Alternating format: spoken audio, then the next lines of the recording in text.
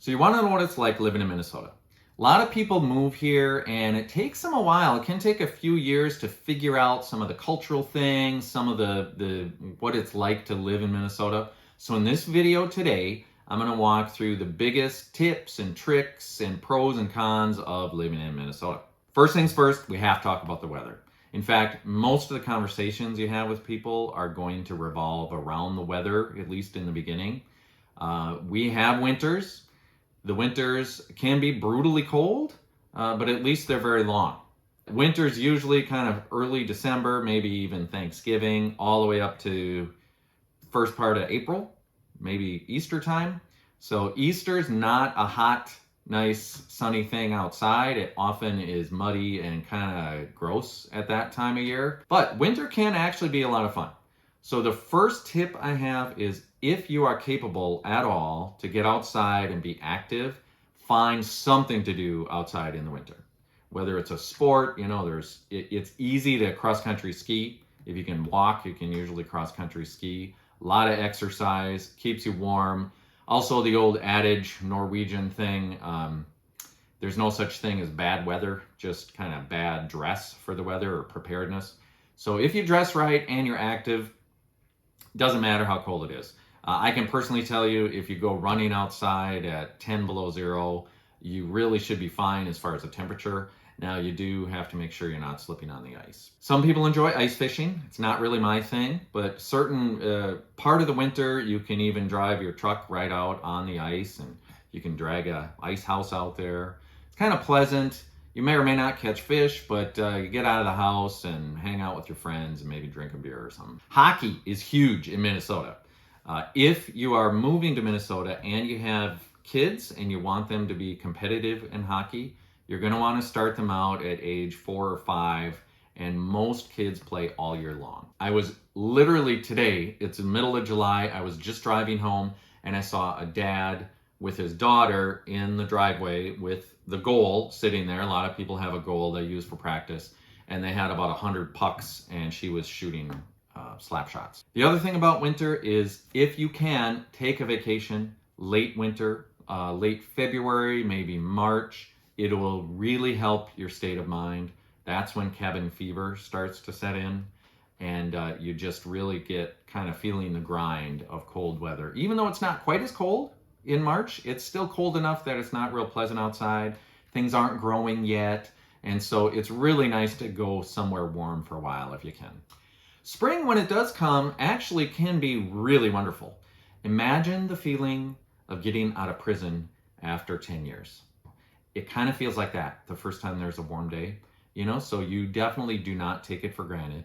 Another thing, when you come to Minnesota, people will like to tell you about, we have all the seasons, which is true. It is nice to have all the seasons, and again, you really appreciate it. If people come from LA or something, the weather's not even a thing. They don't think about it, don't care about it. So it is nice when it's warm, and the summer is wonderful. I should say, with summer, not to be negative, but we do have humidity. You can get some high temperatures, and if you're not used to the humidity, of course, it can be almost more stifling than the cold. That was my experience. I've lived in Minnesota my whole life, except for about 5 years in the Northwest. And when I came back here, the winters I was ready for, the humidity in the summer, I just had kind of forgotten about. The growing season is also later than most of the country. If you like to plant flowers or garden, it really doesn't kick in until May. Minnesota has some of the best and most parks and trails and things per capita. Easy to get out on a bike and that kind of thing. Even in the winter, actually, Minnesota has the most of those fat tire bikes sold. So people actually do get out in the winter. Some people, not me, but some on a bike. The best advice about living in Minnesota is take advantage of the lakes, right? It's known as the land of 10,000 lakes. It's actually closer to 14,000, 15,000, depending on what you consider a lake. But you're never more than a few miles away. There are the highest number of boats per capita in Minnesota of any state. So about 1 in 5 people or so have a boat. So you should be able to get out, whether it's fishing or other kinds of boating. Most people in Minnesota live in the Twin Cities metro area. The most popular lake in Minnesota by far is Lake Minnetonka.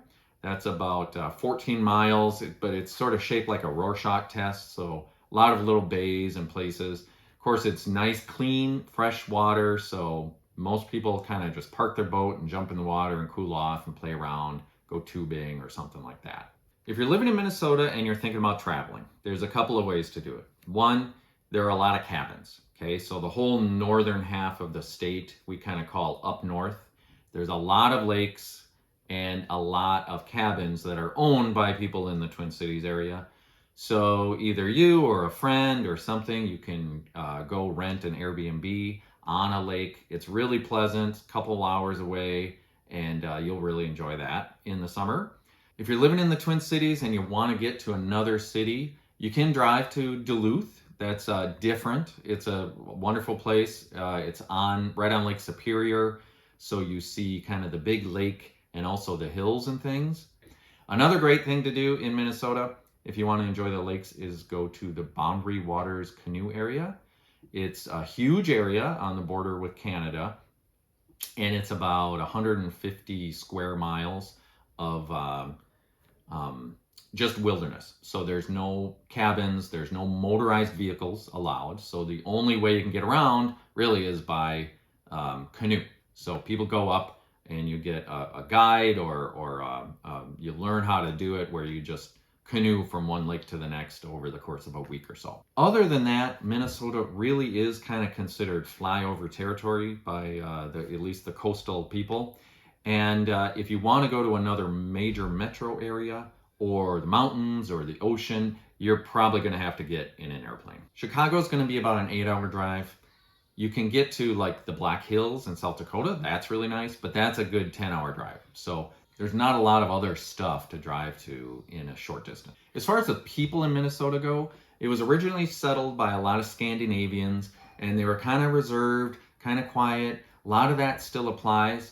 There's a thing called Minnesota Nice, which is a real thing for sure. People are very nice, but a lot of that is really kind of avoiding conflict, right? So people also describe it sort of the flip side of people being nice is you get a little bit of passive aggressive, I guess. So people may not always say exactly what they mean because they don't want to offend you.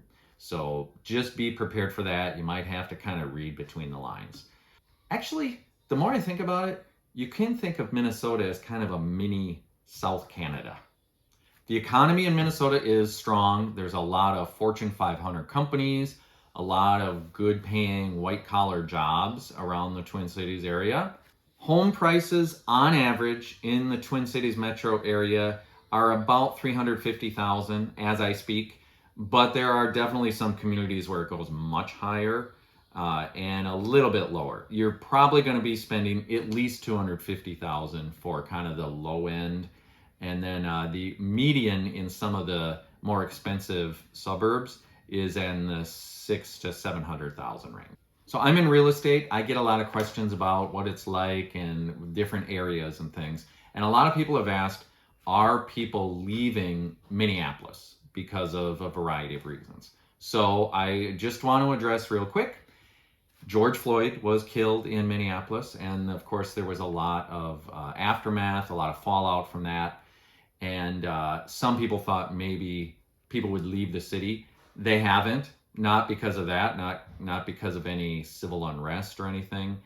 People who live there really feel safe in their own communities, and for the most part, it is a safe place to live.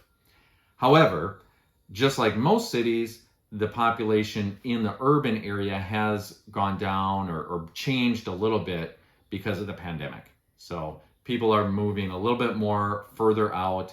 Even the inner suburbs, we're seeing some people move or consider moving further out just because they don't have to be in the office as much. Another thing to consider, like it or not, regardless of what you think, Minnesota is a blue state, so the politics tend to be pretty liberal.